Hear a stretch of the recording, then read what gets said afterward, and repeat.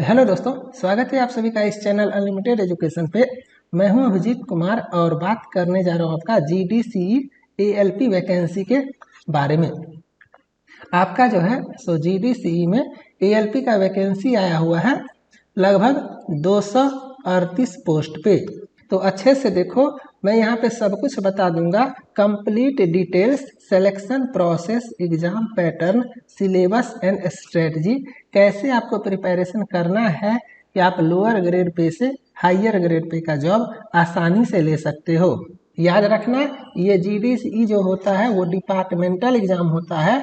मतलब जो लोग ऑलरेडी रेलवे में जॉब कर रहे हैं लोअर ग्रेड पे, जैसे कि आप मान के चलो आप ग्रुप डी का जॉब कर रहे हो तो आप एएलपी बन सकते हो। आप एएलपी या ग्रुप डी या टेक्नीशियन का जॉब कर रहे हो तो आप स्टेशन मास्टर बन सकते हो इस एग्जाम के थ्रू। और ये एग्जाम काफ़ी आसान भी होता है। जनरल जो कंपटीशन आपका होता है ना आरआरबी का, उससे आसान होता है आपका जीडीसीई, क्योंकि उसमें आपका फ्रेश कंपटीशन होता है। बहुत सारे बच्चे होते हैं, इसमें वही बच्चे होते हैं जो सिर्फ जॉब कर रहे होते हैं पहले से रेलवे में।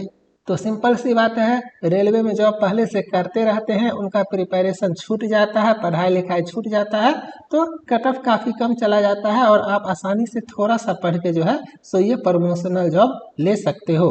मैं यहाँ पे आपको एक एक चीज़ करके सब कुछ अच्छे से बता दूंगा। इससे पहले आप सभी लोग इस ग्रुप को ज्वाइन कर लेना। आरआरबी या GDC ALP and technician group पूरे इंडिया में सबसे बेस्ट ग्रुप है। सबसे ज़्यादा बच्चे आपको यहाँ पे मिलेंगे। यहाँ पे मैं भी एक्टिव रहता हूँ और आप लोग आपस में डिस्कशन कर सकते हो। और ये आपका ऑफिशियल ग्रुप है जहाँ पे मैं स्टडी मटेरियल वगैरह दूंगा। एक बात आप लोग जान जाओ, देखो आरआरबी जो होता है ना, जिसको रेलवे रिक्रूटमेंट बोर्ड बोलते हैं, और आपका जीडीसीई होता है, इसको बोलते हैं जनरल डिपार्टमेंटल कॉम्पिटिटिव एग्जामिनेशन। इसमें फ़र्क है। जैसे ये आपका एएलपी का वैकेंसी निकालेगा तो फ्रेश कैंडिडेट फॉर्म अप्लाई करेंगे, और ये आपका एएलपी का वैकेंसी निकाला है तो इसमें वही बच्चे अप्लाई करेंगे जो जॉब करते हैं। अब क्या होता है, यहाँ पे आपका CBT 1 होता है, उसके बाद आपका CBT 2 होता है, और उसके बाद आपका साइको टेस्ट होता है ना। 3 एग्जाम होता है, लेकिन यहाँ पे जो है आपका सिर्फ और सिर्फ CBT होगा और साइको होगा। समझ में आ रहा है ना क्या कहना चाह रहे हैं? सिर्फ आपका 2 एग्जाम होगा। यहाँ पे आपका 3 एग्जाम हुआ और यहाँ पे आपका सिर्फ 2 एग्जाम होगा। ये आपको समझ में आया? तो यहाँ पे जो ये CBT 2 है ना, वही यहाँ पे CBT होता है। मतलब जनरल कंपटीशन जो आपका आरआरबी एएलपी होगा, उसमें CBT 2 एग्जाम जो होता है, जिसको मेंस बोलते हैं, वही पेपर आपका जीडीसीई एएलपी का CBT होगा। तो आपको क्या करना है, इसको अच्छे से पढ़ना है। मैंने पहले ही बताया कि पहले से बच्चे जॉब करते हैं, पढ़ाई छूट जाता है, थोड़ा सा मेहनत करोगे आसानी से आप ये एग्जाम का कट ऑफ पास करोगे और उसके बाद साइको दोगे। और इसका 70% स्कोर और इसका 30% स्कोर मिला करके आपका फाइनल मेरिट बनता है। तो ये आपको पता होगा। साइको एक ऐसा एग्जाम है जिसमें 70% बच्चे फेल कर जाते हैं। तो ये आपको समझ में आया? तो आप CBT एग्जाम में कितना भी अच्छा स्कोर क्यों न कर लो, अगर आप साइको फेल करोगे ना तो आपका सिलेक्शन नहीं होगा। मतलब सिंपल सी बात है, एएलपी का पोस्ट आपको तभी मिलेगा जब आप साइको पास करोगे। आप कितना भी अच्छा स्कोर CBT में ले आओ, अगर आप साइको फेल करोगे तो आपका वो कॉपी का चेक करने का कोई मीनिंग ही नहीं निकलता, आप ऐसे ही बाहर। तो साइको पास करना कंपलसरी है एएलपी पोस्ट के लिए, है ना। और जब साइको पास कर जाओगे तब आपका साइको का 30% मार्क्स और आपका CBT जो रिटन एग्जाम है उसका 70% मार्क्स ऐड हो करके आपका जो है फाइनल मेरिट बनेगा। तो ये आपको समझ में आया? तो आपको पहले फॉर्म फिलअप करना है, अप्लाई करना है, इसका रिटर्न निकालना है, कट ऑफ पार करना है, उसके बाद साइको देना है, साइको भी पास करना है, और उसके बाद दोनों मिला करके आपका फाइनल मेरिट बनेगा। तो कोशिश क्या करना है, कोशिश करना है कि जितना ज़्यादा से ज़्यादा आप नंबर ला सको रिटर्न में भी और साइको में भी, उतना आप सेफ रहोगे। इतना बात आपको समझ में आया?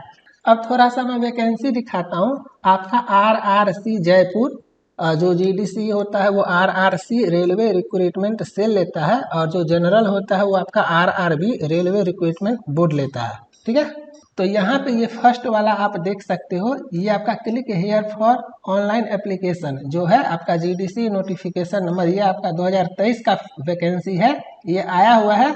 और जब आप इस पर क्लिक करोगे तो आपका इस तरह से आ जाएगा। और यहाँ पे आप डिटेल्स देख लो, 7 अप्रैल से फॉर्म फिलअप होना स्टार्ट हो चुका है और 6 मई तक आपका इसका डेट है। अभी भी 10-15 दिन आपका बचा हुआ है, आप इसको जो है सो अप्लाई कर लेना। और जो बच्चे आरपीएफ या आरपीएसएफ में जॉब कर रहे हैं वो इस फॉर्म को नहीं भर सकते हैं।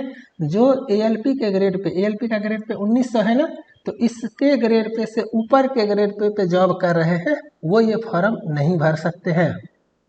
सिंपल सी बात है, आप स्टेशन मास्टर का जॉब छोड़ के थोड़े आओगे एएलपी बनने के लिए। तो जीडीसी का रूल है कि जिस पोस्ट के लिए आप अप्लाई कर रहे हो उस पोस्ट का जो ग्रेड पे है उससे कम ग्रेड पे वाले पोस्ट पे अगर आप जॉब कर रहे हो तो ही आप अप्लाई कर सकते हो। अब मैं थोड़ा सा आपको इसका नोटिफिकेशन दिखा देता हूँ। यह आपका नोटिफिकेशन है, इसको आप अच्छे से देख लो। यहाँ पे आपका 238 सीट है। मेडिकल स्टैंडर्ड देख लो, मेडिकल स्टैंडर्ड आपका A1 है। तो अगर आपका ये मेडिकल स्टैंडर्ड नहीं है तो आप लोग अप्लाई मत करना। एएलपी का मेडिकल टफ होता है, तो आँख जो होता है ना वो आपका A1 स्टैंडर्ड का होना चाहिए। ये आपका UR SC ST OBC का सीट है, ग्रेड पे आपका 1900 है, इससे कम का होना चाहिए आपका। जिस पे आप जॉब कर रहे हो फिर आप इस पोस्ट के लिए अप्लाई कर सकते हो। क्वालिफिकेशन सिंपली समझ आओ ITI होना चाहिए किसी भी ट्रेड में जो यहाँ पे लिखा हुआ है। अगर आपके पास डिप्लोमा है तो भी आप फॉर्म भर सकते हो, और अगर आप बीटेक किए हुए हो तो भी आप भर सकते हो, अगर आप एमटेक किए हुए हो तो भी आप भर सकते हो। लेकिन किस डिपार्टमेंट में? मैकेनिकल, इलेक्ट्रिकल और इलेक्ट्रॉनिक्स में। ऑटोमोबाइल वाले भी कर सकते हो क्योंकि ऑटोमोबाइल मैकेनिकल का ब्रांच है। कंप्यूटर साइंस वाले नहीं कर सकते हो, सिविल वाले नहीं कर सकते हो। ये आपको समझ में आया? चलो मैं आपको यहाँ पे सब कुछ बता देता हूँ अच्छे से। एलिजिबिलिटी क्राइटेरिया, एज लिमिट, ये सब आप देख लेना जब आपको फॉर्म फिलअप करना है, तो ये सब आप खुद देख सकते हो। मेडिकल स्टैंडर्ड मैंने बता ही दिया, A1 कैटेगरी का होना चाहिए। ये जो आपका सिलेक्शन प्रोसेस है ना, ये सिलेक्शन प्रोसेस में सिंपली आपका एक रिटन एग्जाम होगा। कौन सा होगा? CBT 2, जिसको मेंस बोलते हैं, RRB का मेंस, वही आपका हो जाएगा रिटन जीडीसी के लिए। इसमें आपका मैथ होता है, रीजनिंग होता है, basic science and engineering drawing होता है। ये 40 नंबर, 100 क्वेश्चन में 40 क्वेश्चन आपका यहाँ से आएगा basic science and engineering drawing में। अभी के टाइम पे मैथ रीजनिंग बहुत सारे बच्चे बना लेते हैं, लेकिन basic science and engineering drawing का सिलेबस नया है, टफ है, कंसेप्चुअल है, न्यूमेरिकल बेस्ड है, कैलकुलेटिव होता है ना। आपको अच्छे से करना पड़ेगा। और ये 40 नंबर जो है, इसमें अगर आप 20, 22, 25, 30, 35, 40 ले आते हो, आपका सिलेक्शन कोई नहीं रोक सकता है, क्योंकि ये एक ऐसा सेक्शन है जो आपको फाइनल जॉब दिलवा सकता है। ये सेक्शन अच्छा करोगे, कंपटीशन में आप सबसे आगे निकल जाओगे। और unlimited education basic science and engineering drawing का प्रिपरेशन करवाने के मामले में पूरे इंडिया में नंबर 1 एजुकेशनल प्लेटफॉर्म है, लेकिन इंग्लिश कंटेंट में। कंटेंट आपका इंग्लिश में रहेगा और एक्सप्लेनेशन जैसे मैं अभी बोल रहा हूँ उसी हिसाब से आपको समझाता हूँ।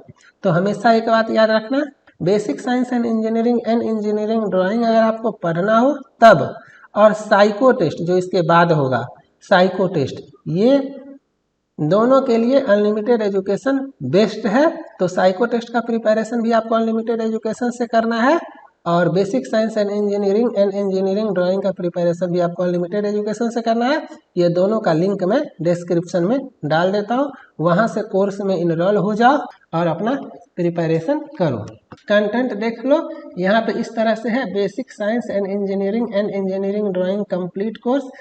फर्स्ट में मैंने बुक दिया हुआ है, खुद का अनलिमिटेड एजुकेशन का जो बुक है, चैप्टर वाइज है, आप यहाँ से पढ़ सकते हो। सॉफ्ट कॉपी है ना, कुछ दिन में हार्ड कॉपी आ जाएगा, तो परचेज कर लेना। यहाँ पे आपका chapter wise important MCQs PDF है, ये अच्छे से देख लो। 1500 प्लस क्वेश्चंस है, मैं एक खोल करके दिखा देता हूँ। ये क्विक रिवीजन पर्पस से है। देखो क्वेश्चन आंसर क्या होगा ये है ना। बस आपको जो है इसको गो थ्रू करना है, मतलब इसी से क्वेश्चन आएगा, है ना। ये फिक्स है, क्वेश्चन इसके बाहर से नहीं आएगा। ये एमसीक्यूज एक्सप्लेनेशन जो भी अभी आपको क्वेश्चंस मैंने दिखाया उसका ये एक्सप्लेनेशन है। और भी आएगा बहुत सारा लेक्चर। ये आपका क्लास नोट्स पीडीएफ है। क्लास नोट्स पीडीएफ में एक दिखा देता हूँ, इससे आप समझ जाओगे इस तरह से, है ना, काफ़ी बेहतरीन तरीका से। ये आपका क्लास नोट्स पीडीएफ हो गया। उसी तरह से आपका जो है ये बेसिक साइंस एंड इंजीनियरिंग का कंप्लीट आपका चैप्टर वाइज वीडियो लेक्चर हो गया, और इंजीनियरिंग ड्राइंग का कंप्लीट आपका चैप्टर वाइज वीडियो लेक्चर्स हो गया, है ना। और उसी तरह से ये सारे जो भी क्वेश्चंस डिस्कस हुए हैं उसका प्रैक्टिस करने के लिए आपका ये टेस्ट सीरीज हो गया। मतलब 40 में 40 आप आराम से ला सकते हो अगर आप basic science and engineering drawing का कंप्लीट कोर्स अनलिमिटेड एजुकेशन के प्लेटफॉर्म से करते हो तो। बस मैं यही बोलूँगा, कंटेंट इंग्लिश है, एक्सप्लेनेशन हिंदी है, और पूरे इंडिया का सबसे बेस्ट कोर्स है। तो ये सब आपको समझ में आ गया। एप्लीकेशन वगैरह है, अपना देख लेना, अप्लाई कर लेना, जो भी है जैसे भी है। और बस उसके बाद आपका ये सारा ओबीसी सर्टिफिकेट वगैरह, जॉब सर्टिफिकेट वगैरह, है ना। सिलेबस आपको पता चल गया। सिलेबस क्या होगा इसमें, मैथ होगा, रीजनिंग होगा, basic science and engineering drawing होगा, 100 नंबर का पेपर होगा, और गलत होने पे 1/3 आपका नंबर कटेगा। और पास करोगे उसके बाद साइको होगा, साइको पास करना जरूरी है। आसानी से आप लोअर ग्रेड पे से हायर ग्रेड पे का जॉब ले सकते हो। एएलपी ड्रीम जॉब बनाओ। एएलपी का सैलरी काफ़ी अच्छा है। कहने के लिए स्टेशन मास्टर से ये पोस्ट छोटा है। एएलपी का ग्रेड पे 1900 है, स्टेशन मास्टर का 4200 है। लेकिन एक बात बता देता हूँ, स्टेशन मास्टर का जितना सैलरी होता है उसको भी आप क्रॉस कर जाओगे। एएलपी का सैलरी इतना अच्छा होता है। तो अगर पैसा काफ़ी ज़्यादा कमाना है तो एएलपी के जॉब को अपना ड्रीम जॉब बनाओ और प्रिपरेशन सीरियसली स्टार्ट करो। टेलीग्राम ग्रुप ज्वाइन कर लेना। इस चैनल पे बहुत सारा लेक्चर आएगा, तो चैनल को सब्सक्राइब कर लेना। तब तक आप लोग अच्छे से रहो, मन से एग्जाम का तैयारी करो। मिलते हैं नेक्स्ट लेक्चर में। Bye, thank you.